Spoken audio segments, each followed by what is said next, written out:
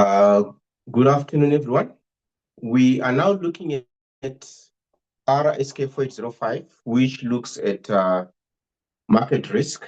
For housekeeping, for those who are on the trial package, please note that it's easier for you to, because remember, we are going to be having a free class today. We are also having another free class on the 28th of March. And you benefit better when you have access to the textbook.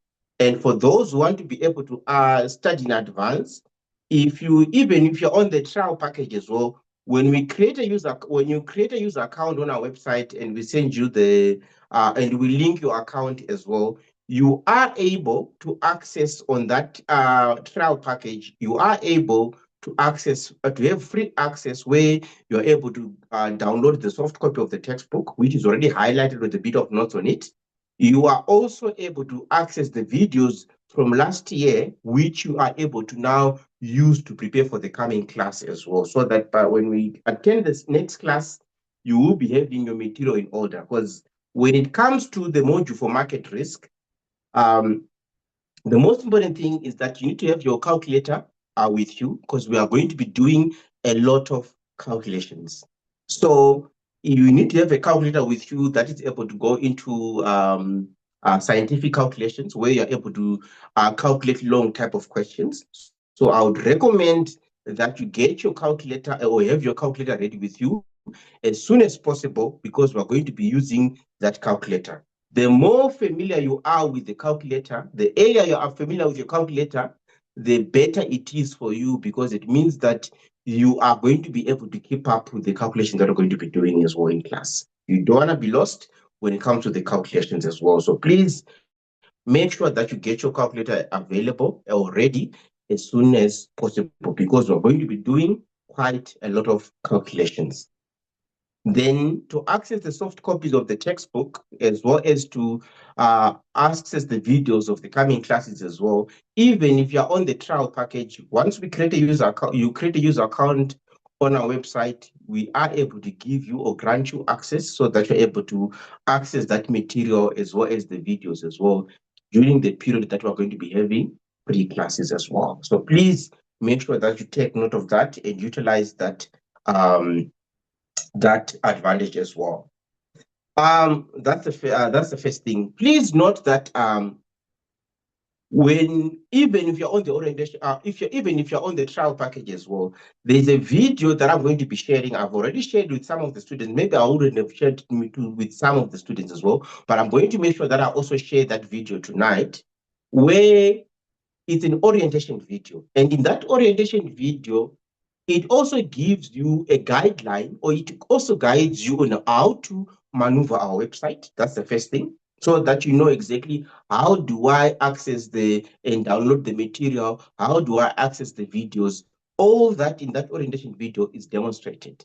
It also gives you a rundown of exactly what is involved when it comes to your module. So we give a brief overview of all the study units that are involved in your module. And we'll also give you a brief overview of exactly how we're going to be approaching the revision period as well. All that information is contained in the orientation video that I need to share with you as well. So which means that there are some students who already have it, but maybe there are some students who don't have it. If you don't have it, please let me know so that I share that orientation video with you. We find it very, very useful, because it gives you a skeleton look and an overview look of exactly where are we going to be going when it comes to the curriculum for Rsk4805. So it's a very, very important video that you need to go through as well. All right. So today we're going to jump straight into it, and we're going to be looking at topic 1, learning unit 1. So today we're going to be looking at topic 1, learning unit 1. So if you look at your topics, you see that you are going to be going through 4 topics. So there are 4 topics that you need to cover, and learning unit 1 forms part of topic 1. So you see that in the study guide, the lecturer says, topic 1 covers learning units 1 and 2 and introduces market risk management, including sources and challenges of market risk management, concepts relating to risk and return, which is learning unit 1, and an overview of financial institutions, which is learning unit 2. Then they also say you also need to be able to complete the short quiz at the end of the learning unit 0 before you start topic 1. You need to work through the study material for this topic as well. So which means for learning unit 1, we need to go through, they say you have to work through chapter 1 of the prescribed book. Please note that if you're unfamiliar with any of the topics discussed, you have to do additional reading on your own to update your knowledge on these topics. Although, when we go through this chapter 1, which is learning unit 1 as well, I'm going to try as much as possible to accommodate even the new students who might be a bit behind as well. So please, where you feel lost, do not hesitate to ask questions. Because if you don't ask questions, I wouldn't know where you are lost. So there's no such thing as a stupid question, because these are very small things that contribute to making a difference on whether you get marks or you don't make marks, or you don't get marks when it comes to the final exam as well. So please, where you are lost, make sure that you go through and ask questions as well, so that I make sure that I also address all the concerns that you might have coming from chapter 1 as well.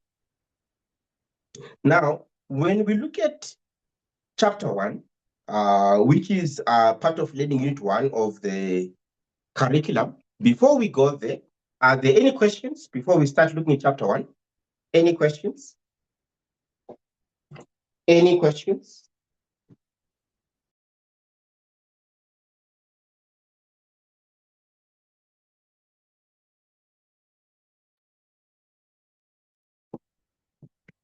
So for chapter 1 says, under introduction, we look at risk and return trade-offs. So for chapter 1, we look at risk and return trade-offs. And there they say, as the chief risk officer, it is your job to consider how the new venture fits into the company's portfolio. What is the correlation of the performance of the new venture with the rest of the company's business?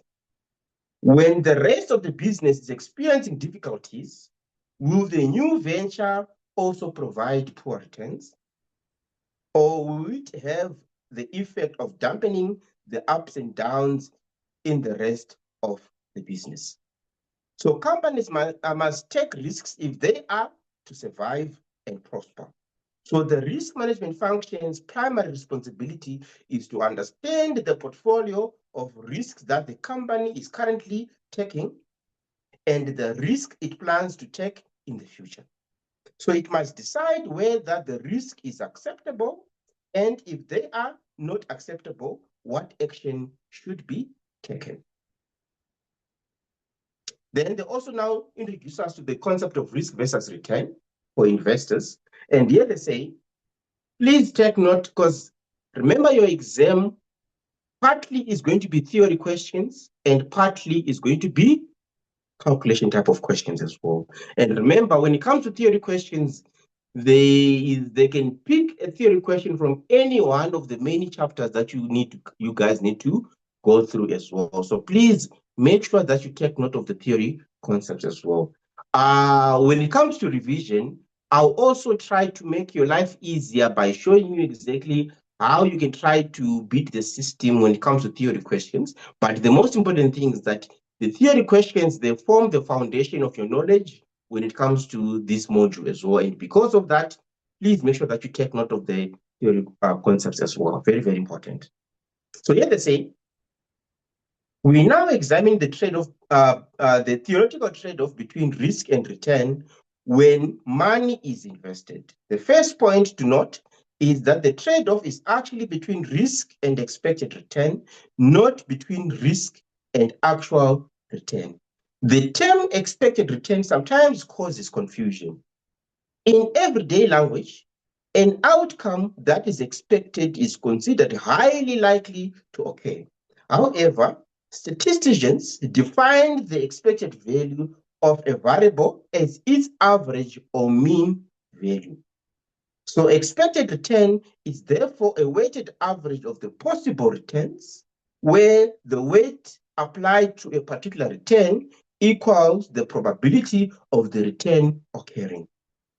The possible returns and their probabilities can be either estimated from historical data or assessed subjectively. So here, the main thing that they're trying to show us here is that just like what you do when you meet an investment advisor and then they do a calculation to say, based on this is how much the expected return should be, right? Please note, the expected return is not the actual return, because remember, you don't know with certainty what is going to happen tomorrow. You don't know with certainty what is going to happen after a month, after 6 months, after a year, after 5 years, or after 10 years. So which means the return that you're calculating there is basically the average of the possible returns that you're looking to get. But it's not the actual return. And there has to be a clear distinction between an actual return and an expected return. So here they say the expected return per year can be calculated as follows. And based on this, so to understand how to calculate the expected return, right? So based to determine exactly how to calculate the expected return, they give us table 1. So they give us table 1. Can you quickly read through table 1 and then we go through together?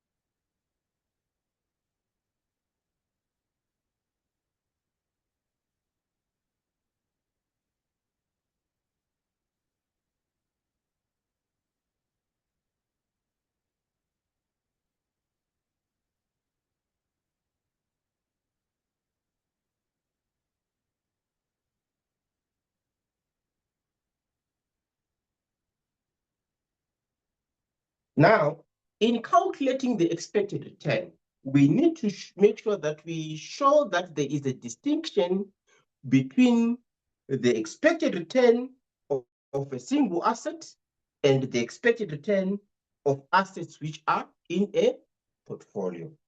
Now, the information that they're giving us there, remember they say the 1-year return from investing 100,000 in a stock. So we're looking at calculating the expected return of a single stock. So in a single asset or a single investment, right? How do we calculate the expected return? And how do we also measure the risk as well of that particular single asset as well? So which means here they are telling us that for this single asset, there is a now 0.05 is basically probabilities as a decimal. If you want to make the probabilities as a percentage, it means you're multiplying everything here by what? By 100. And remember, the probabilities which are given as decimals, if you add them up together, they should add up to 1. And if these probabilities, if they're given to you as percentages, if you add them up together, these probabilities, they should add up to 100%.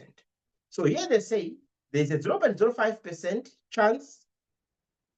So there's a 0.05% chance that the return is going to be a positive 50%, and a 0.25% chance that the return is going to be plus 30%, a 0.4% chance that the return is going to be a positive 10%, and a 0.25% chance, sorry, a 0.25 chance that the probability, the return is going to be minus 10%, and a 0.05 chance that the probability is going to be minus 30. Remember, these probabilities, if you want to make them percentages, you need to multiply that by 100. So here as a percentage is 5%, here as a percentage is 25%, here as a percentage is 40%, here as a percentage is 25%, and here as a percentage would be 5%. So for this single asset, the question becomes, how do we determine the expected return of this single asset?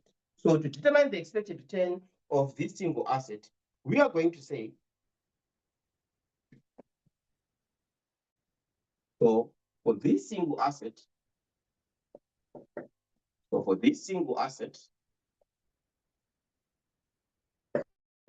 please note, there are certain abbreviations that I'm going to be utilizing there.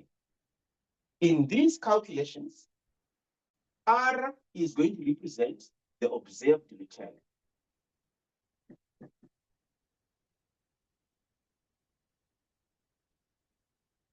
And then PR is going to represent probability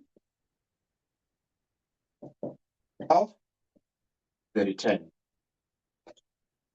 Then R with the bar on top. Sometimes we are going to use, so this is your expected return, and sometimes your expected return is represented by what? By mu. So your expected return can be represented by R with the bar on top. Your expected return can also be represented by mu. So this is basically your expected return. So this is your expected. So these are some of the abbreviations that I'm going to be using now in the calculation that I'm going to be doing now as well. So please take note of these abbreviations. So for a single asset,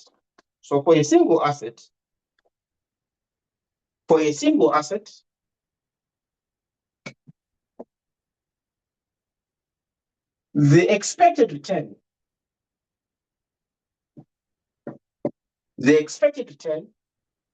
is given as the sum of the returns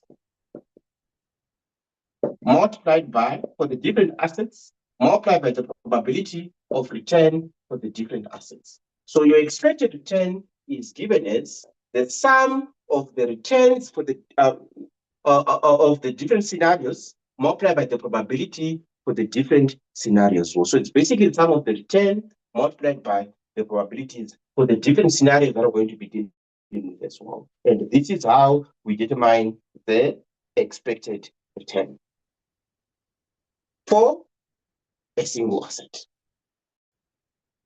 Now, after determining the expected return for a single asset, we may also be asked to determine the risk associated with the asset as well. But we're going to look at the risk in the next section as well. So in this case, to calculate the expected return, now going back to the question, remember on the question, they gave us the returns and the probability of those returns. So they gave us the returns and the probabilities of any those returns as well. Now, when it comes to the choice of whether you're using a scientific calculator or a financial calculator, what I would recommend, historically, I've been teaching this module for more than 10 years, and what I've noticed is for many students, those students who have the sharp financial calculator, because you are using a calculator where you're able to show, which shows on your screen that you're opening brackets, on your screen it shows whether you're adding or dividing or subtracting, and on your screen it shows whether you are closing brackets or what. So with the sharp calculator, if you have a sharp scientific calculator or a sharp financial calculator, you're fine. I don't think you should change anything. If you have an HP calculator, this is where it becomes a bit tricky, because many students, they struggle to use the HP calculator because the HP calculator expects you to remember the rules of BODMAS. So because the HP calculator expects you to remember the rules of BODMAS, it becomes very tricky now in using your calculator, because with a scientific calculator or a sharp calculator, because you're able to open and close brackets there, the calculator itself will remember the rules of BODMAS for you. But if you're using the HP calculator, it means you are the one who have to remember the rules of BODMAS. So whichever choice of calculator you decide to use there, always keep that in mind. And remember, when it comes to Rsk4805, you are not obligated to use a financial calculator. Even a normal scientific calculator would do any normal scientific calculator. I would highly recommend a scientific calculator which shows you that you're opening brackets, and which shows you that you're closing brackets, and which shows you that you're adding or subtracting or division, because the calculations that are going to be doing, they're going to become a bit more complex, and you don't want to be having to worry and being bogged down in issues of BODMAS. It seems simple, but with my historical experience when it comes to different students that I've taught over the years as well, many students, they always struggle with the issue of BODMAS. So rather, get a scientific calculator that remembers that issue for you, as long as you punch the information correctly as well. All right, are we on the same page before we continue with this calculation? So, to calculate the expected return, here,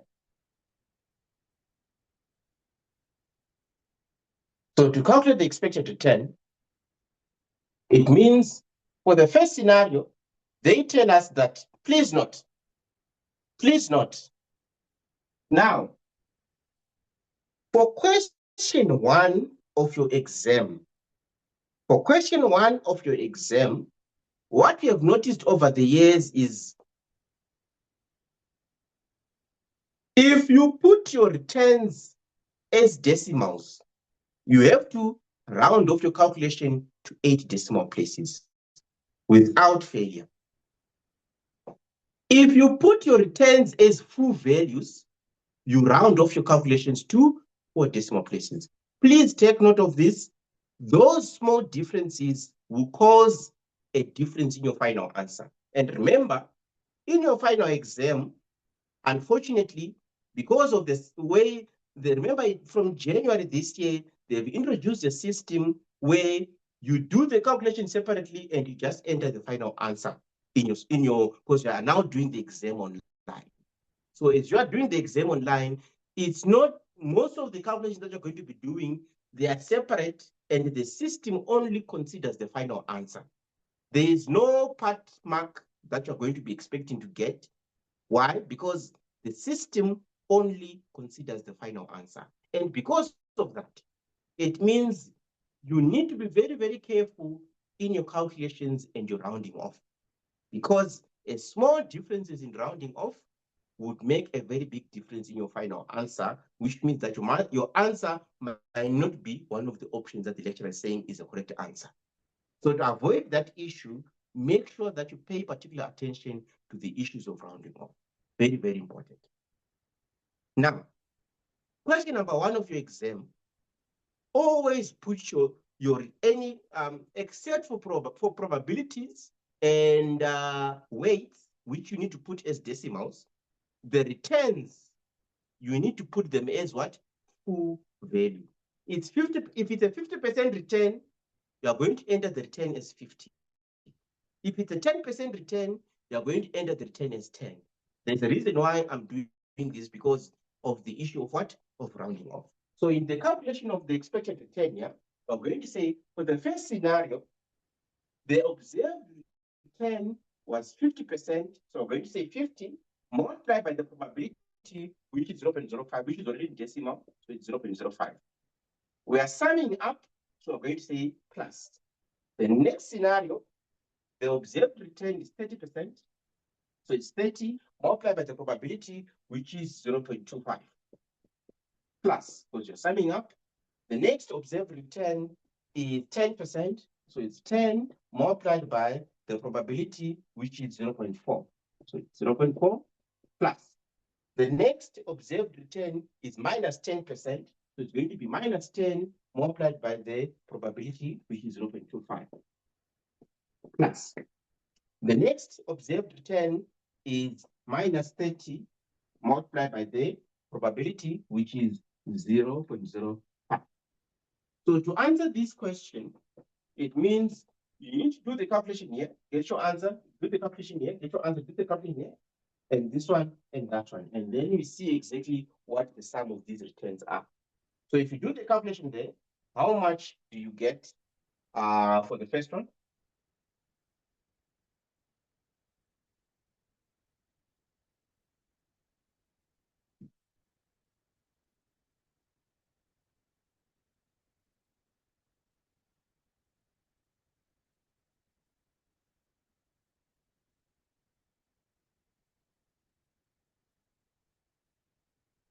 2.5. So you get 2.5 plus, and the second one?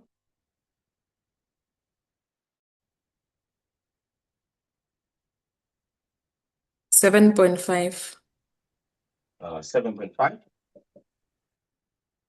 plus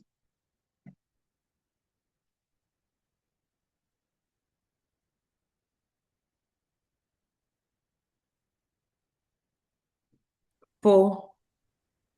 4. And the next one? Minus 2.5.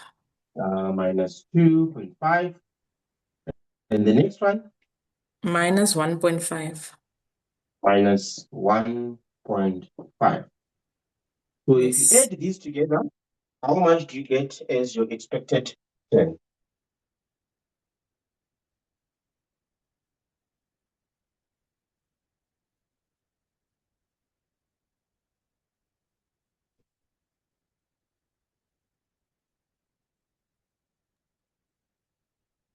I got 10. Yes. So your expected return in this case is 10%. Any questions? Anyone lost? So if you're asked to calculate the expected return of a single asset, you're going to check to see what are the observed returns and what is the probability of earning that observed return. And this is how you calculate the expected return of a single asset. Please take note of this. Very, very important. Can we move on? All right. Now, on the next section, here they're saying the method, another method of calculating the expected return, we're going to look at it as well. It's basically going to be involving the capital asset price model, but we're going to look at it in the next section as well. Now, they also look at quantifying risk. And they say when you look at quantifying risk, this is where you are looking at calculation of the standard deviation. There is a method that you're already familiar with from undergrad. So I'm going to stick to that method because whether you're doing INV, you're doing financial management, or you're doing even risk management as well, the method in calculating the standard deviation, there's a common method that you use in undergrad. So that's the method that I'm going to be using so that we don't introduce you to too many new things when you can still fall back on knowledge from your previous stages as well. So now, remember now, we have looked at quantifying returns, right? Now, how do we quantify risk? Now, to quantify the risk of a single asset, now remember, we are looking at quantifying the risk of a single asset. So to quantify the risk of a single asset, step number one, so to quantify the risk of a single asset, step number one is always calculating the expected return. Then after you calculate the expected return, you go on to calculate the variance. Sometimes the variance, they give it with this sign with the 2 on top. So this represents the variance. And this is the second step that you need to follow in quantifying the risk of a single asset. So how do you find the variance? For the variance, we're going to say your variance is equal to, now remember here, your return is given by R, isn't it? Your return is given by R there, right? So it's going to be the sum of your return minus observed return. So you can use this.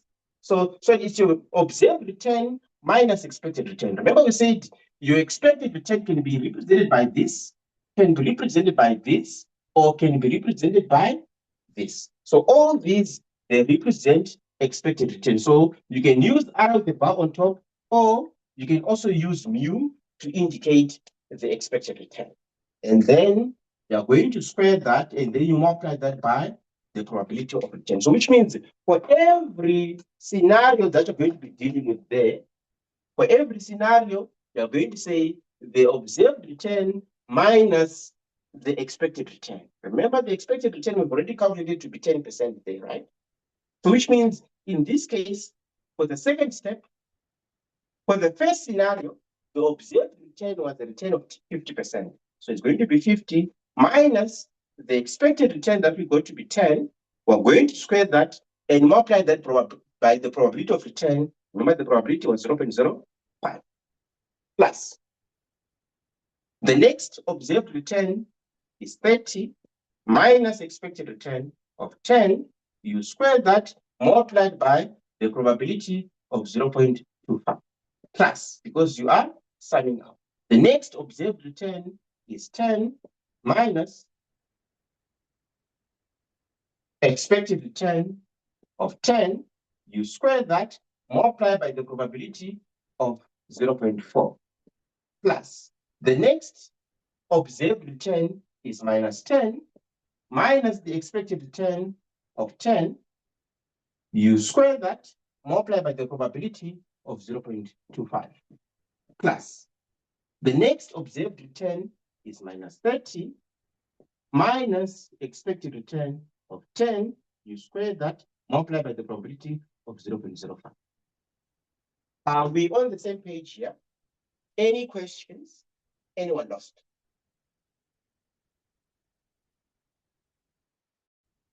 So which means in your calculation, where you are going to separate them by the plus sign. So I'm going to do the calculation here, get your answer. Do the calculation here, get your answer. Do the calculation here, get your answer. Do the calculation here, get your answer, and then do the calculation here, get your answer. And whatever answer you get, round them off to 4 decimal places. So round off your answers to at least 4 decimal places. So how much do you get for the first one? 80. So it's 80 plus the second one.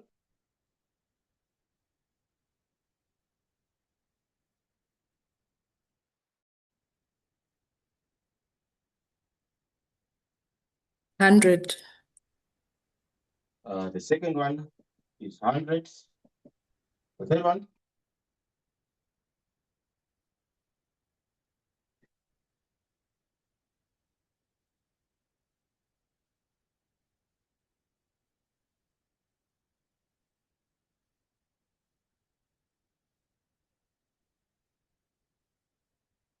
Is it not 0?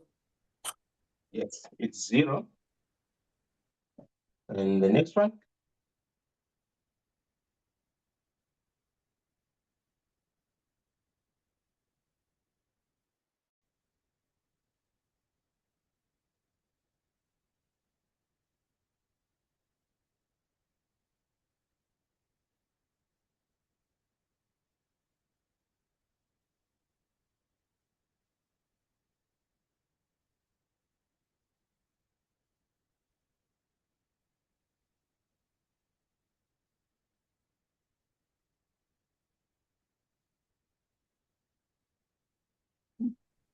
$100.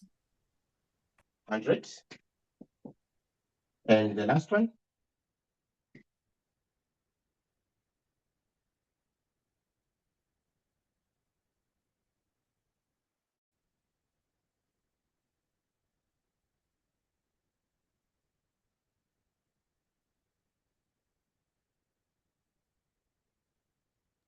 $80.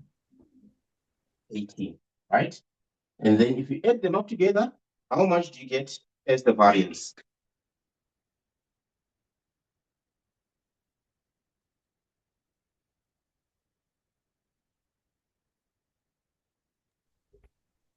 $360. So your variance in this case is equal to 360. Are we on the same page? Any questions? Anyone lost? Are there any questions? Is anyone lost? All right. So from here, we now, after getting the variance, we can now go ahead and calculate the standard deviation. And your standard deviation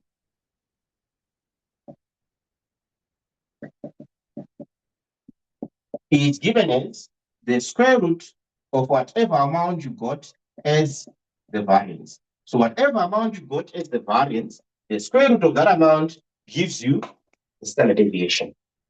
Which means in this case, the standard deviation is going to be the square root of the amount we got as variance, which is 360. So in this case, how much is going to be your standard deviation?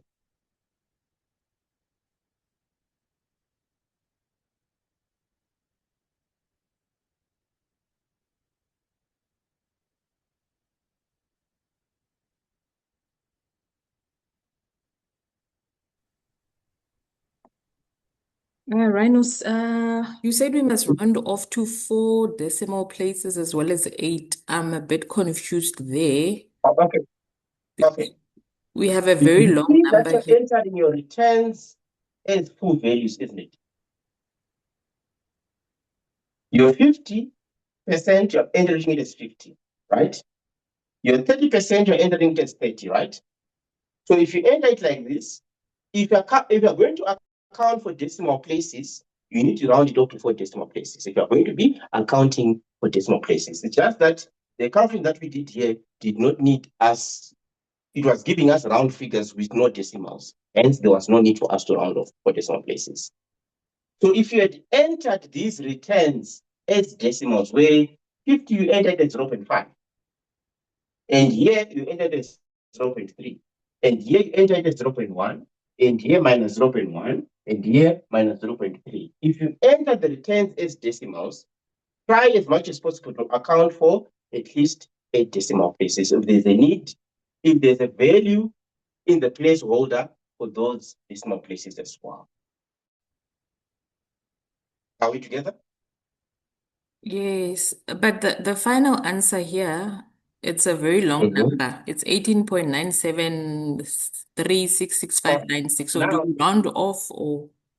normally, your in-between calculations, there's a number of decimal places that you need to round off, but your final answer, normally you're expected to round it off to 2 decimal places unless otherwise stated. So your final answer, unless otherwise stated, they expect it to be rounded off to what? To 2 decimal places. Although in the textbook, sometimes they round it off to 3 decimal places or to 4 decimal places. But if you check in the past question papers, where remember your exam structure has now changed, you are now answering the questions online. They will tell you whatever question they give you, they will tell you which rule applies regarding rounding off your answers. So they will tell you that. So they will have to tell you, because the system is very sensitive to that. So they will tell you how many decimal places you should round off the final answer, or even your in-between calculations as well. Are we together? So normally your final answer is expected to be in 2 decimal places, but don't be puzzled in your textbook, because sometimes in your textbook, sometimes they are rounded off to 3 decimal places. Sometimes it's not that consistent, but normally, for consistency's sake, when you look at assignments as well, you'll see that the expectation is that your final answer should be in 2 decimal places. So here you are getting how much in 2 decimal places?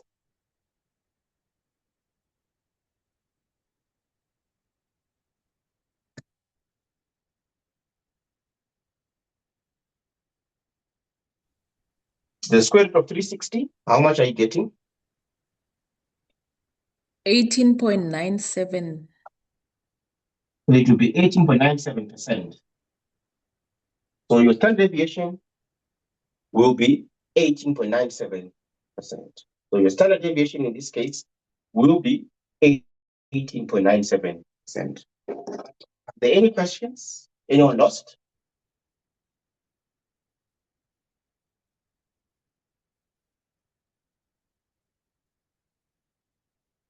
All right. Keep in mind, we are looking at quantifying the expected return and quantifying the risk of a single asset. And we said this is what you need to take note of, right? So which means, remember, when you're quantifying the risk, step number 1 is the expected return, step number 2 is variance, and then step number 3 is where you're now going to say the square root of the variance gives you the standard deviation. So please keep this in mind. Very, very important. This concept is a highly examinable concept in the exam. It's a highly examinable concept in the exam. So please keep this in mind.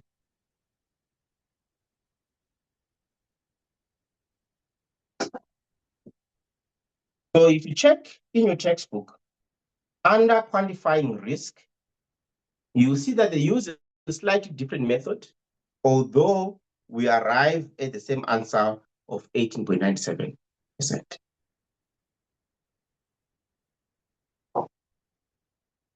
On the next section, they look at investment opportunities. And here they say, when it comes to investment opportunities, we look at alternative risky investments. And here they say, consider two investments with returns, R1 and R2. The return from putting a proportion of weight one is if our money in the first investment, and proportion weight 2, which is 1 minus weight of 1 in the second investment, is given as that. And this gives us the portfolio expected return, which is given by this, but I'll explain this in detail. And then they give us that. And then they say the standard deviation of the portfolio return is given by this as well, which I am going to explain in detail. So here, now, remember here, we have looked at a single asset. And for a single asset, we said, this is how you determine the expected return of a single asset. And this is how you get to the standard deviation of a single asset, right? That's when you are quantifying the risk of a single asset.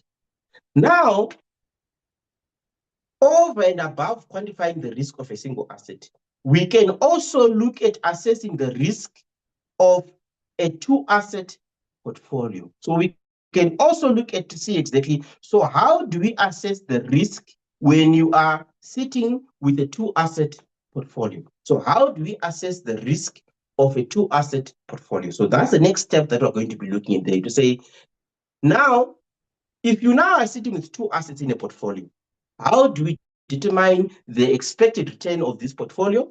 And how do we determine the standard deviation of this portfolio, which is basically measured by what? Which measures the risk of the portfolio as well.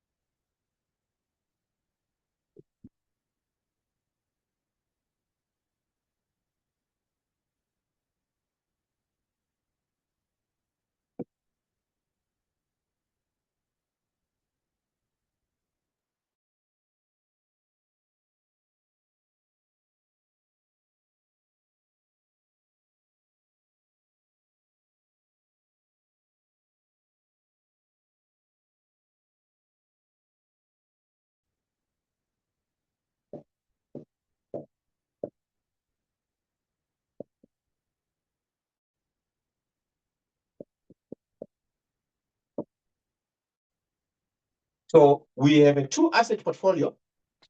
So in this case, we have a two-asset portfolio.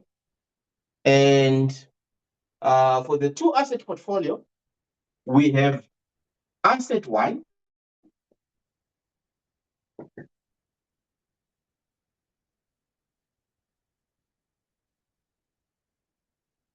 and asset two. So we have asset one as well as asset two. So we have a two-asset portfolio with asset one as well as asset two.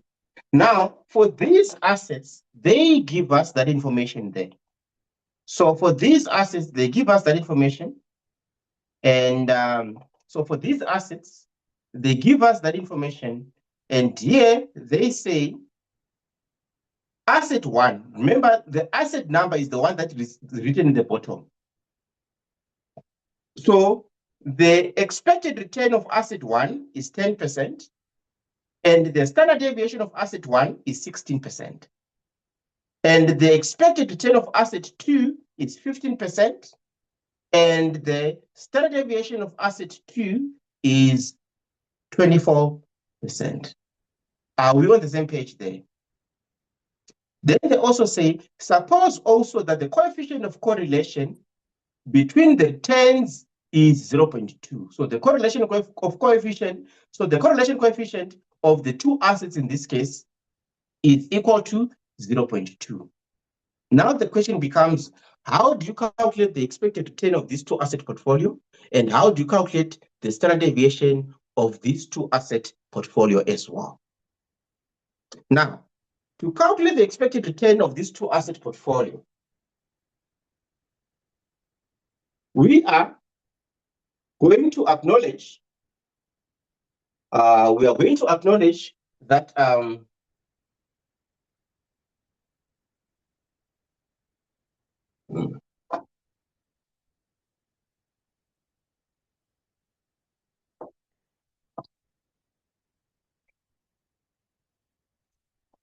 the expected return of a portfolio, in this case, a two asset portfolio, is given as the sum of the returns of the different assets multiplied by the weights of those different assets. Now, if you're having a two asset portfolio of asset one and asset two, if you are asked to calculate the expected return of this two asset portfolio, it's going to be equal to the return of asset one multiplied by the weight of asset one. Remember, you're summing up. So plus the return of asset two multiplied by the weight of asset two. And this is how you calculate the expected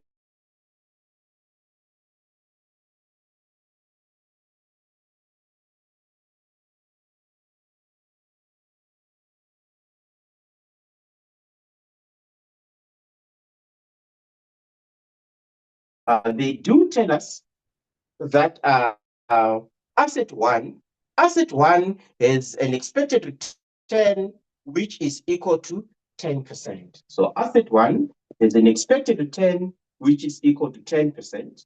Now, the return, you're going to multiply that by the weight. So the return, you are going to multiply that by the weights. Now, when it comes to the weights of these assets in the portfolio, there's something that they give us there.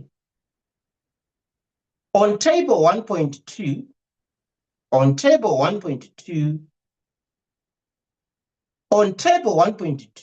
they give us different combination of weights there. Remember, the weights, just like probabilities, they should add up to 1, right? So if you're going to give asset 1 a weight of 0, the weight of asset 2 is going to be 1. If you're going to give asset 1 the weight of 0.2, the weight of asset 2 is going to be 0.8. How are we arriving at this? How we are arriving at this is that if you are given the weight of the one asset, you should be able to determine the weight of the other asset as well. So which means if you are given that the weight of asset 1, so if you are given that, for example, if you are given that the weight of asset 1 is equals to 0.6, right? If you are given that the weight of asset 1 is equal to 0.6, how you determine the weight of 0.2? We know that the weight of asset 1 plus the weight of asset 2 should add up to 1, isn't it? The weight of all the assets, just like probabilities, they should add up to 1. So which means if you are going to be calculating the weight, if you're trying to determine the weight of asset 2, because you're already given the weight of asset 1, it means you're going to say, to calculate the weight of asset 2, what are you going to do? Weight of asset, you are going to take this to the other side of the equal sign, isn't it? And whenever you take a value to the other side of the equal sign, if it's positive here, it's going to become negative, which means the weight of asset 2 can be given as 1 minus the weight of asset 1. And which also means if you already know that the weight of asset 1 is 0.6, it means 1 minus 0.6 would give you the weight of asset 2 being 0.4. Are we on the same page on how, if you're given a 2-asset portfolio and you're only given the weight of one asset, you should be able to deduce the weight of the other asset as well? Any questions? Anyone lost?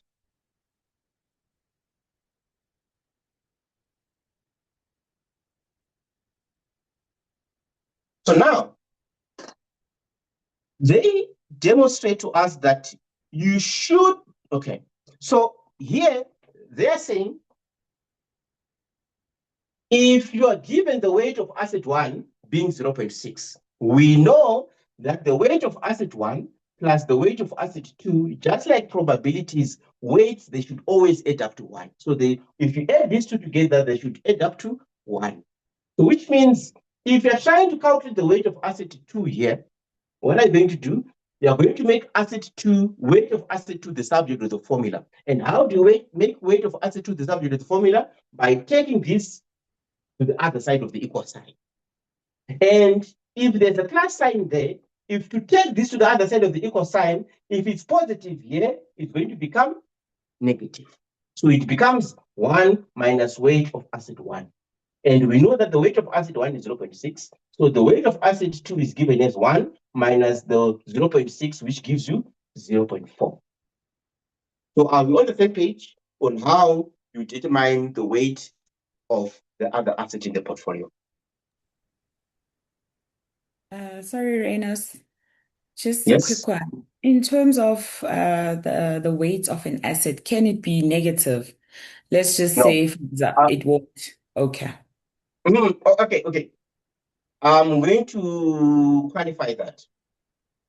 Okay. When you're given a 2-asset portfolio, we are not looking at trading, we are taking a short position. So in simple terms, we are saying that the weights cannot be negative because the weight they should add up to 1. There is a case where the weight can be negative, like for example, if you're taking a short position, but for now, we're not worrying about that. We're not going to be dealing with that because for now, we are looking at it in simple terms. And we're not looking at trading where it's either you buy a security or you sell a security. You're not going to be borrowing money or borrowing a particular security, set in the market, and then buying it at a lower price. That's a lot of confusion. Don't worry about that for now. Which means in simple terms, the weights, they should always add up to 1.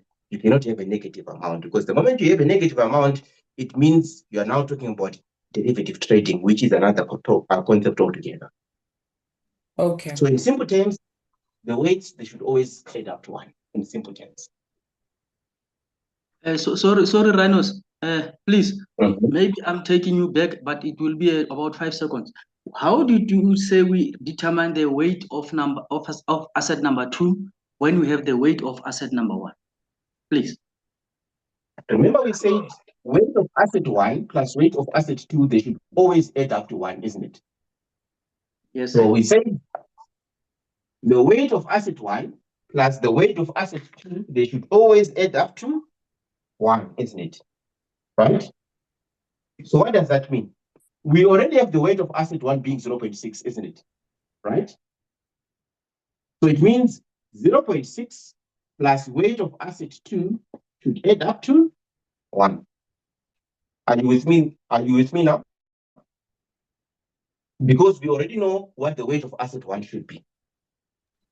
Now, yes, we said we need to group like terms together, or since we're solving for weight of asset 2, we need to take this value to the other side of the equal sign, isn't it? So we need to take this 0.6 to the other side of the equal sign. How do you take a value to the other side of the equal sign? If it's positive here, it's going to become negative. The weight of asset 2 is equal to, there's already 1 there, minus 0.6. And this gives us And it's 0.4. Thank you, sir. All right.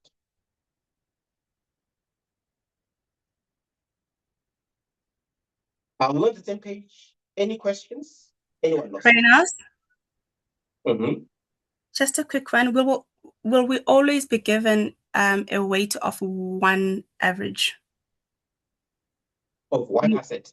Yes. Will we always have one given to us? Yes. We will always have weight of one of the assets. Yeah. Okay. Unless you are dealing with derivatives, which we are parking for now, because you are looking at it in simple terms.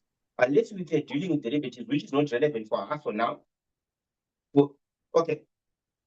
Question number 1 of your exam, right? Question number 1 of your exam, you are not dealing with the derivatives, you are dealing with simple trading. And because of this, you're not expecting any complications. So which means if you're not expecting any complications, for you to deduce the weight of the other, you need one. You need weight of at least one of them. So you are always going to be given the weight of one so that you deduce the other one. Are we together? Reno. All right. Yes. Reno. Yes. Is it possible that we can have more than 2 portfolios? And mean we more have to than 2 assets in a portfolio? Yes. I think you mean more than 2 assets in a portfolio. Yes, it is possible. But for Rsk4805, we're not going to bother ourselves with that. Expect that in Rsk4804. That's where they try to complicate it by giving you a 3-asset portfolio. But for Rsk4805, you're always going to be given a 2-asset portfolio or a single asset, one of the two. All right. All right. Are there any other questions? Now, based on this, now remember our aim is to quantify the expected return of a 2-asset portfolio, right? So our aim is to quantify the expected return of a 2-asset portfolio. Now, my next question is, remember we are given these weights of asset 1 and asset 2. And based on these weights of asset 1 and asset 2, they say this is how much you should get as the expected return of the portfolio, and this is how much you should get as the standard deviation of the portfolio. So which combination of weights would you choose there? The first combination, which is in the first row, the second row, the third row, fourth row, fifth row, or which one? So that we can show exactly how we calculate the expected return as well as the standard deviation of that portfolio. Which one would you choose?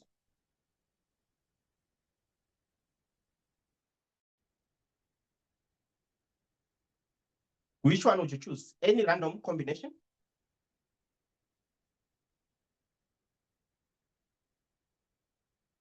Third one. Any random combination. The third one. The third one is it 0.4 of asset 1 and 0.6 of asset 2, right? This is the third one, right? Okay. Yes, yes. All right. So the third combination here. So in the third combination, we are saying we have weight of asset 1 is 0.4 and the weight of asset 2 is equal to 0.6. That's the third one, right? The third one is saying the weight of asset 1 is 0.4 and the weight of asset 2 is 0.6. So given this combination, and remember, they already tell us exactly what the returns of these 2 assets are. For these 2 assets, they already tell us that for asset 1,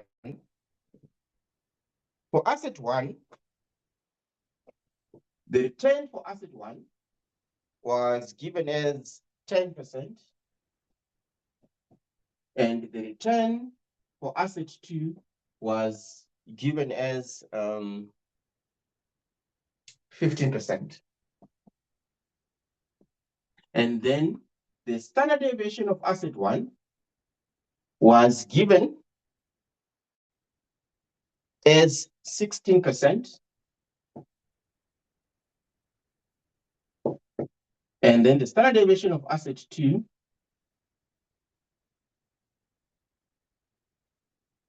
was given as 24%.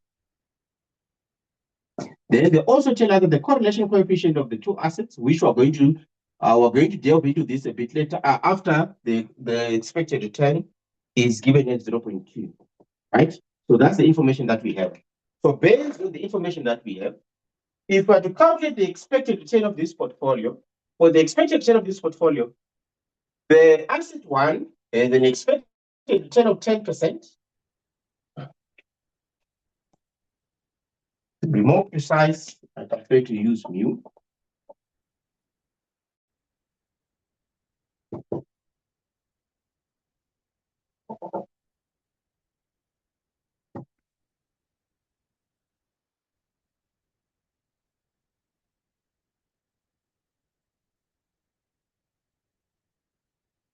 So the expected return of asset 1 is 10% multiplied by the weight of asset 1. Remember we said the weight of asset 1 is what? 0.4. Plus, remember here, plus that, isn't it? The return of the expected return of asset 2, which is given as 15%, multiplied by the weight of asset 2, which is 0.6. So given this information, how much would you get as your expected return of this portfolio? So how much would you get as the expected return of this portfolio?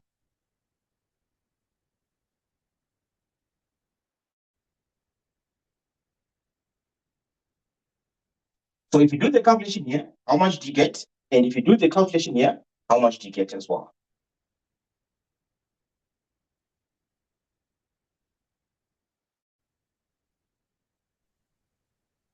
First one is 4. 9. And if you add them up together? 13, I think. So the expected return of this portfolio would be equal to 18%. Are we on the same page? Any questions? Anyone lost?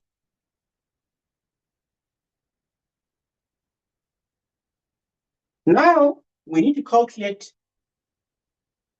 Now we need to look at assessing the risk or quantifying the risk of these two asset portfolio. So we also need to look at quantifying the risk of these two asset portfolio. So for these two asset portfolio, the standard deviation of the portfolio is given by the square root of the weight of asset 1 squared multiplied by the standard deviation of asset 1 squared plus the weight of asset 2 squared multiplied by the standard deviation of asset 2 squared plus 2 multiplied by the weight of asset 1 multiplied by the weight of asset 2 multiplied by the correlation coefficient of asset 1 and 2 multiplied by the standard deviation of asset 1 multiplied by the standard deviation of asset 2. And this is how you determine the standard deviation of a two asset portfolio. So the standard deviation of a two asset portfolio is given as the square root of the weight of asset 1 squared multiplied by the standard deviation of asset 1 squared plus the weight of asset 2 squared multiplied by the standard deviation of asset 2 squared plus 2 multiplied by the weight of asset 1 multiplied by the weight of asset 2 multiplied by the correlation coefficient of asset 1 and 2 multiplied by the standard deviation of asset 1 multiplied by the standard deviation of asset 2. And this is how you determine the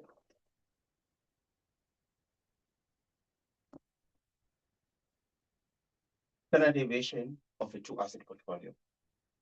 What you also need to keep in mind is that the correlation of asset 1 and 2 multiplied by the standard deviation of asset 1 multiplied by the standard deviation of asset 2 is your covariance of asset 1 and 2. So it represents, which means you need to check on your question. What information are they giving you? Are they giving you the correlation coefficient? If they give you the correlation coefficient, it means on this part of the equation, you still need to multiply by the standard deviation of asset 1 and multiply that by the standard deviation of asset 2. If they give you the correlation coefficient. If they say the covariance of asset 1 and 2 is so much, it means they've already done this part for you. So you enter what the covariance is. So every question that you're going to encounter, you need to pay particular attention. What information are they giving you? Are they giving you the correlation coefficient? Or are they giving you the covariance? If they give you the covariance, it means whatever covariance that you're going to get there, it represents the answer for this. So you're going to put this value directly because it's already done for you this part. Are we on the same page?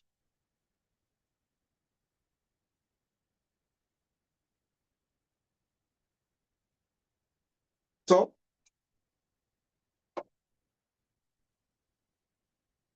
now calculating the standard deviation of this two asset portfolio is going to be equal to the square root of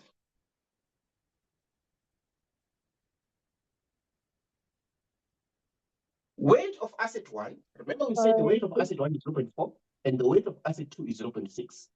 The standard deviation of asset 1 is 16% and the standard deviation of asset 2 is 24% and the correlation coefficient is 0.2. What does that mean?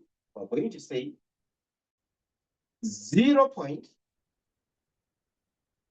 We're going to say, in this case, remember, the standard deviation is given as 16 there, and the standard deviation is given as that amount, right? So the weight of asset 1 is given as 0.4. So we're going to say 0.4 squared multiplied by the standard deviation of asset 1 is given as 16 there. So we're going to say 16 squared plus the weight of asset 2 is 0.4 multiplied by the standard deviation of asset 2, which is 24%. So I'm going to say 24. Remember, these are supposed to be squared. These values are supposed to be squared. The weight, the standard deviation, you need to square them. Plus 2 multiplied by the weight of asset 1, which is 0.4, multiplied by the weight of asset 2, which is 0.6, multiplied by the correlation coefficient of asset 1 and 2, which is 0.2, multiplied by the standard deviation of asset 1, which is given as 16, multiplied by the standard deviation of asset 2, which is given as 24. And this is how you determine the correlation coefficient. Now, to make your life easier, when you're you have the weighted average of asset 2 as 0.4 in the beginning, like the second values, like it's 0.4. Oh, this is supposed to be 0.6. Sorry, this is supposed to be 0.6. Because remember, the weight of asset 2 there is 0.6. So it's supposed to be 0.6 squared. Yeah, sorry about that. The weight of asset 1 is 0.4 squared, plus the standard deviation of asset 1, which is 16. So it's going up to 16 squared, plus the weight of asset 2, which is 0.6 squared, plus the standard deviation of asset 2, which is 24 squared, plus 2 multiplied by 0.4, the weight of asset 1, 0.6, the weight of asset 2, multiplied by 0.2, the correlation coefficient, multiplied by standard deviation of asset 1, which is 16, multiplied by the standard deviation of asset 2, which is 24, right? Now, when you do this calculation, it makes your life easier if you separate these calculations by where there's a plus sign with the bracket. So you're going to do this calculation separately, and then you do this calculation separately, and then you do this calculation separately. When you do these calculations, round off your calculations to 4 decimal places. So when you do the calculation here, 4 decimal places here, 4 decimal places here, 4 decimal places as well. So if you do the calculation there, how much do you get?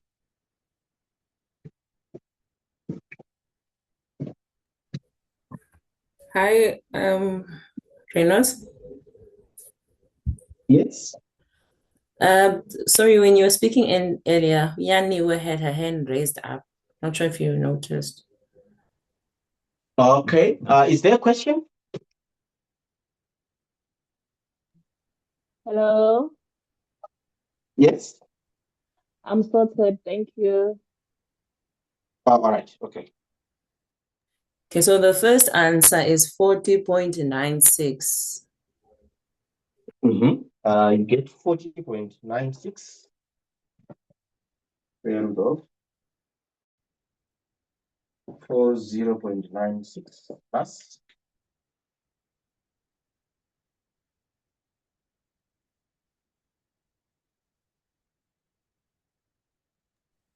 20736. 207.36 plus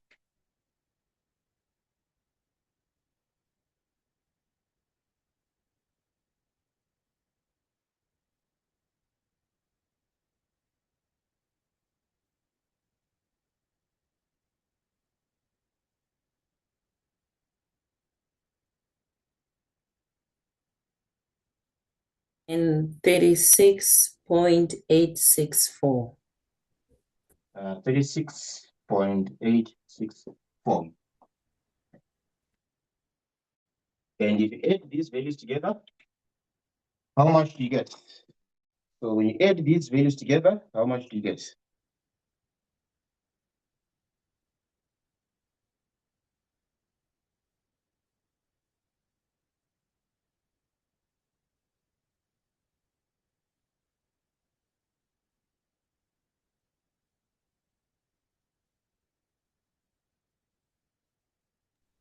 Square root answer is 16.89. That's the final 16. answer. I think I went a bit ahead. Wait. Round it off too quickly. Here you get 285.184. And then you look for the square root of that. And then you get 16.89%. Are we getting the same amount?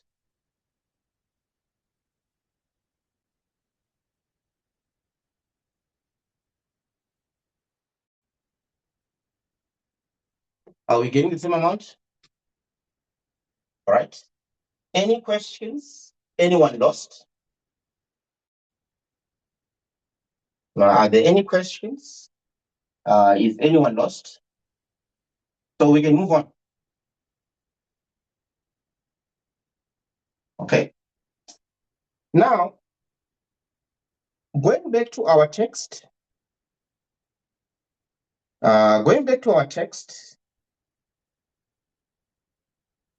Remember we said there are different combination of weights that we can consider utilizing, right? So there are different combination of weights that we can consider utilizing.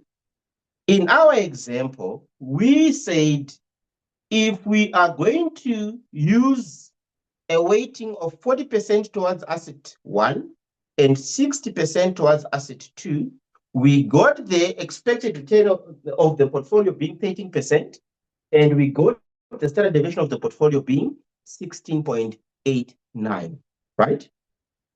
Now, based on this, they are saying if you have 0% weight of asset 1 and 100% in asset 2, the resulting expected return of the portfolio is 15%, and the standard deviation of the portfolio is going to be 24%. And for this combination of weights, this is how much you get at the standard deviation of the portfolio, and this is how much you get at the expected return. And if you choose this combination of weights, that's how much you get as the expected return of the portfolio and the standard deviation. And if you choose this combination of weights, that's how much you get. And if you choose this combination of weights, this is how much you get. Are we on the same page? Now, they are also saying we can plot this information on a, we can plot this information where on the y-axis would be your expected return, and on your x-axis would be your standard deviation. Like, for example, where we look at the combination of returns according to the returns that we saw there and observed, what did we see? We saw that when your expected return was 13%, the standard deviation, when your expected return was 13%, your standard deviation was 16 point, 16 point, 16.89. 16.89%. Yeah, so probably it is the one that is plotting somewhere here. So it would be the one that would be plotting. So you can plot this information on the graph where when your expected return is 13%, you can plot it against the standard deviation of about 16.89, and it will be falling somewhere there. So now they are giving us a combination of expected returns against their standard deviations. So they're giving us a combination of expected returns against their standard deviation. So they're giving us a combination of expected returns against their standard deviations as well. So they're basically plotting this information on a graph like that.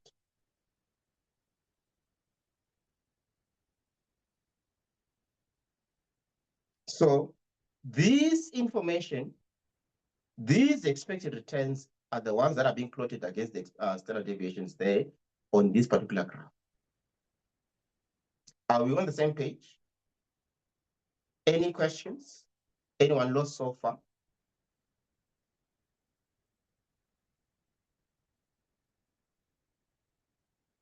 So with that in mind, they say, now the question becomes, so they say most investors are risk averse. They want to increase their expected return while reducing the standard deviation. So they say most investors are risk averse.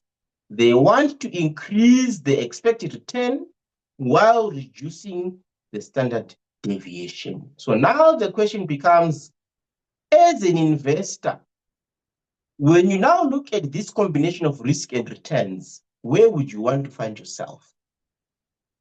And that is what we're going to be addressing in the next section when we look at the efficient frontier. So can we take a 10 minutes break until 3:40? Then at 3:40, we go on to look at the efficient frontier. So can we take a 10 minutes break until 3:40? Then at 3:40, we go on to look at the efficient frontier.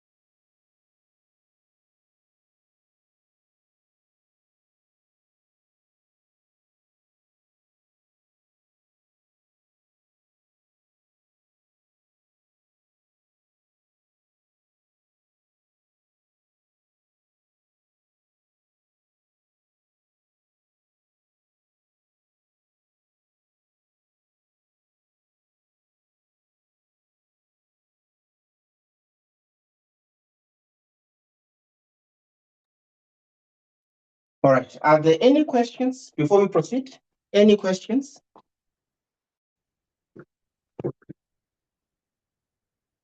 Are there any questions before we proceed? Any questions before we proceed? All right.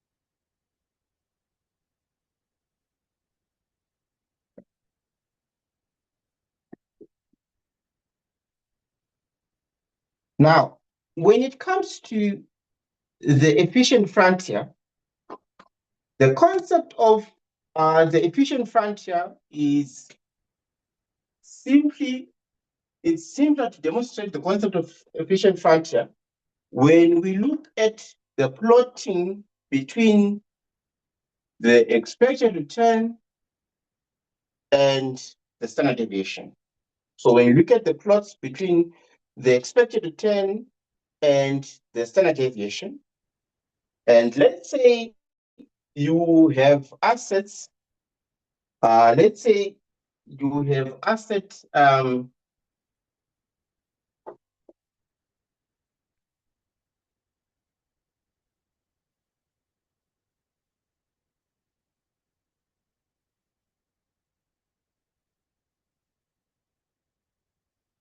asset A, B, and C. So let's say you have assets A, B, and C.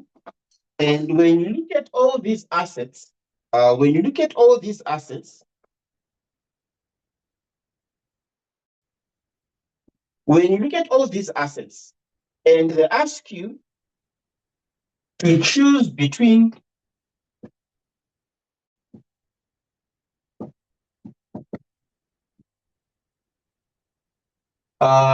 asset A and C, which one would you choose there? If they ask you to choose between assets A and C, now when you look at asset A and C, you see that these two assets, they have the same expected return. So they have the same expected return, but asset C has a standard deviation up to here, and asset A has a higher standard deviation of that amount. So if you're asked to choose between asset A and C, which of the two assets would you choose and why?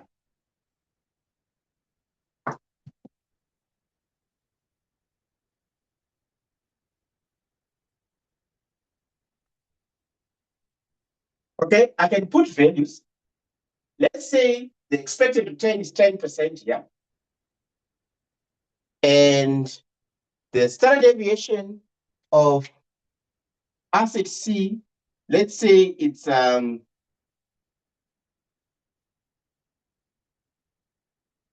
15%, and asset A, let's say it's 17%. So if you're choosing between asset A and C, which of the two assets would you choose and why?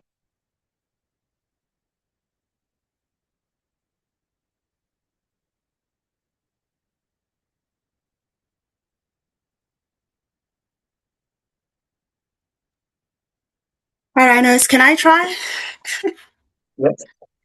I think I'll choose asset C because I'm getting the same return as asset A, but with lesser risk.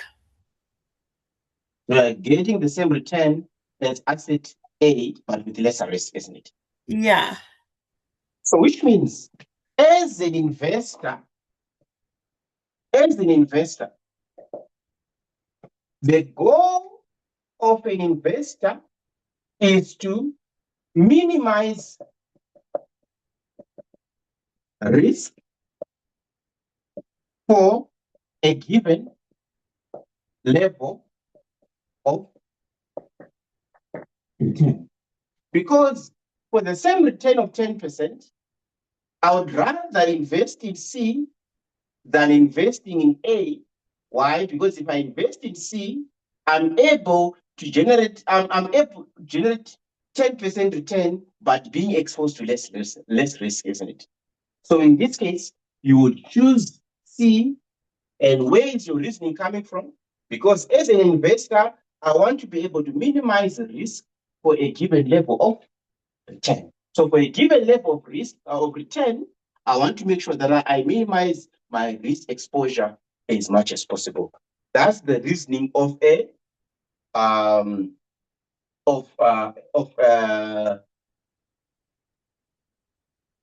normal investor. Are we on the same page?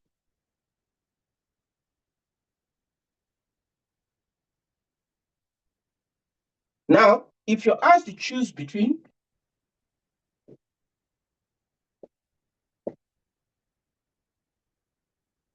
A and B, which one would you choose? And for A and B, the risk is the same, but B is a higher return. Let's say for B, the return is 13%.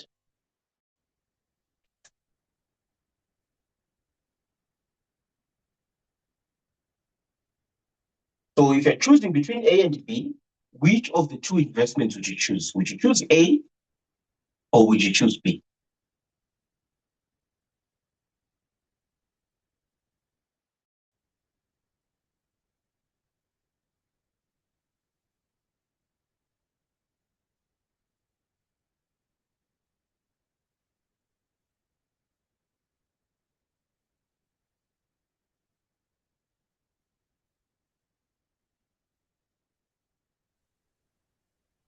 I would choose B because for the same standard deviation, I'm getting a higher return. Yes. So you would choose B because for the same risk exposure, I'm getting a higher return in investment B, isn't it? So which means the normal reasoning for an investor is that they want to be able to maximize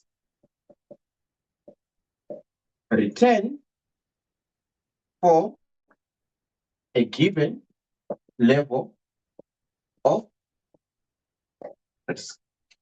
So for a given level of risk, a normal investor would choose to maximize return, hence would choose to find themselves investing in B than investing in A. Are we on the same page?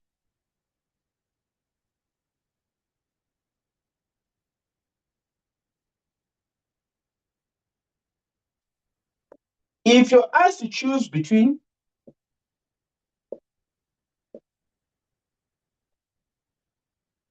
B and C, it's not a simple answer to choose between B and C. Why? Because the choice here, the choice depends on the investor's risk appetite.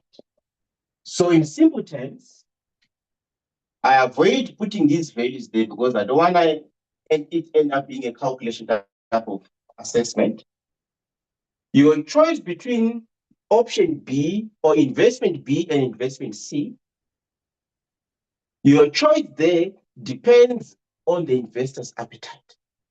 An investor with a higher appetite, they would choose to invest in B.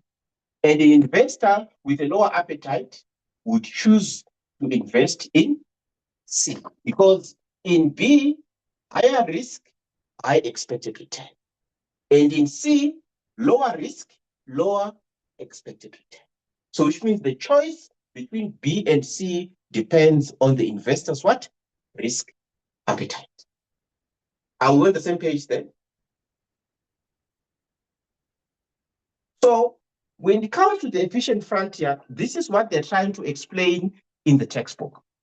So when it comes to the efficient frontier, this is what they're trying to explain in the textbook when they say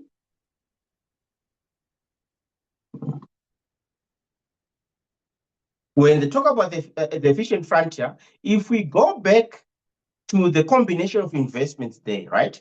You see that the combination of investments are forming something like this. So which means with the efficient frontier, you are trying to choose the combination of investments which allows you to maximize the return for a given level of risk, and which also allows you to minimize the risk for a given level of return. So the efficient frontier in this case allows you to be able to achieve that. So which means investments which are going to be found along this line are the investments which allows you to maximize the return for a given level of risk, and are also investments which allows you to minimize the risk for a given level of what? Of return. Are we on the same page? Now, this efficient frontier can also be extended beyond. Remember, point M there, ideally, is where you want to find yourself along the efficient frontier. Your efficient frontier is somewhere there, right? So if you want to find yourself above the efficient frontier, which is the new efficient frontier there, this is where, as an investor, you can now choose to say, how do I borrow at a lower rate and then invest at a higher rate?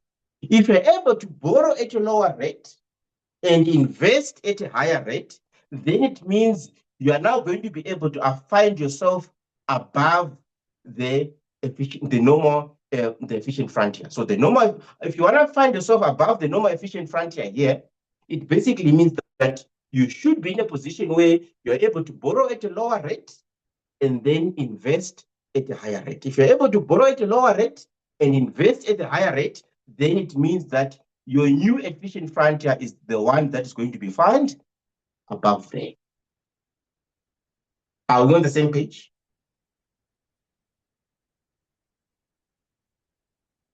So this is what they're trying to explain when you look at figure 1.4. So that's basically what they're trying to explain when you look at that figure 1.4 there.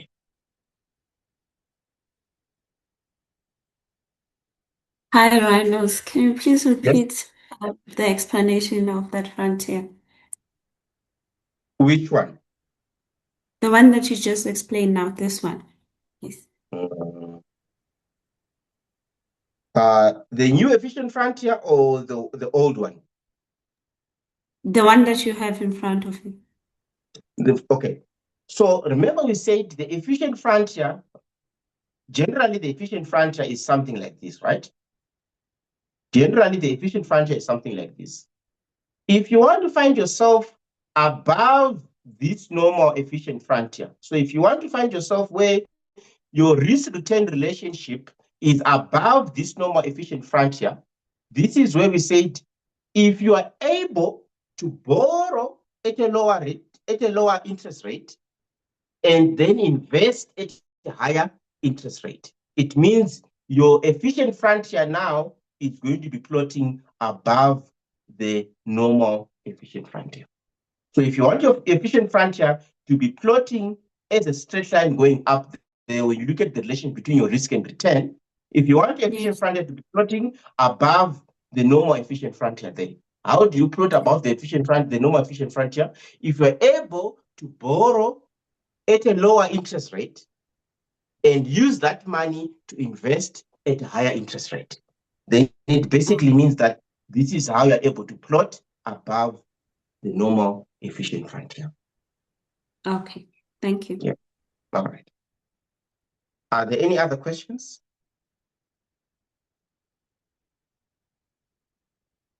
All right. What we have done so far today is already a mouthful, because These concepts that we've done, I've never seen an exam paper where they don't bring this question or these concepts in the exam. I've never seen, usually they interchange that with the capital asset price model sometimes, but it's a very, very common question when it comes to past question papers. I would safely say that. This is a very, very common concept that the lecturer loves to bring in past question papers. And because of this, I know that not all students who are doing risk management have a background in finance or a solid background in mathematics as well, or in statistics. And because of this, I don't want to be moving too fast, because what we have done so far today is already a mouthful on a concept that every year in, year out, the lecturer always brings this particular question. It's either the lecturer brings it in Jan, Feb, May, June, or even in some cases in both papers as well. It's a very, very common paper when you look at past question papers. And even the next concept that we're going to be looking at now, which looks at the capital asset pricing model, as well as determining the alpha based on the capital asset pricing model. It's always a common concept that you always expect to find in past question papers. And because of this, please make sure that you review what you've done today, meditate on it, because expect a question like this or something related to this in the exam. Especially the concept where we looked at the calculation of the expected return and the standard deviation of a single asset, as well as the expected return and the standard deviation of a two-asset portfolio. Those concepts, they are highly examinable concepts. They always come in the exams. So please make sure that you review what we've done so far. I know not everyone has a good mathematical background or background in finance, so I don't want to be moving too fast. So which means if you don't have a good mathematical background or if a background in finance, or maybe you did it so many years ago as well, I would advise that even after every class that we do, make sure that you go back if there's something that you didn't understand.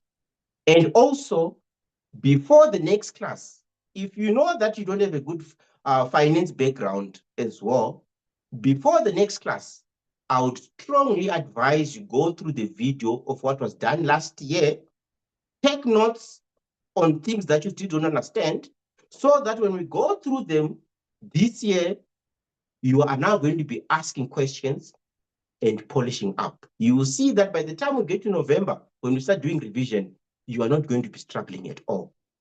And you're not going to be feeling overwhelmed. Why? Because many students, year in, year out, there are so many students who decide to take all 5 modules at once so that they can just finish it in 1 year.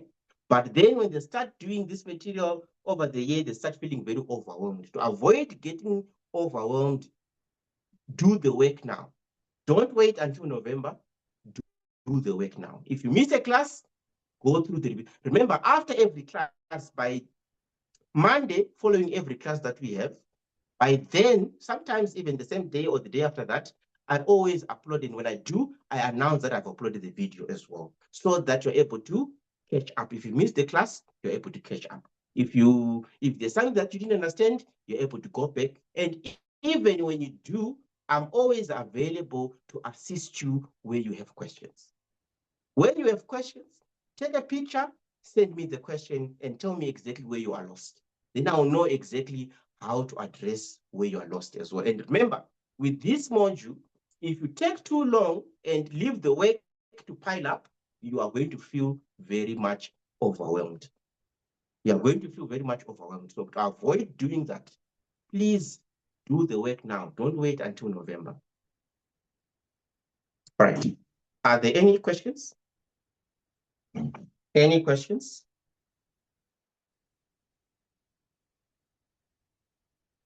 All right. If there are no questions, enjoy your weekend. And please note, those students who haven't yet registered as well, remember this month we are giving you free access to our website.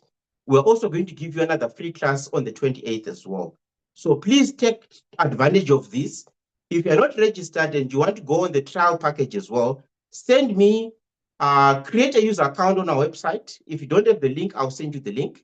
And then tell me which modules you want to be linked for the trial package so that I'm able to link you as well, so that you utilize that as well. All right? Okay. Enjoy your weekend.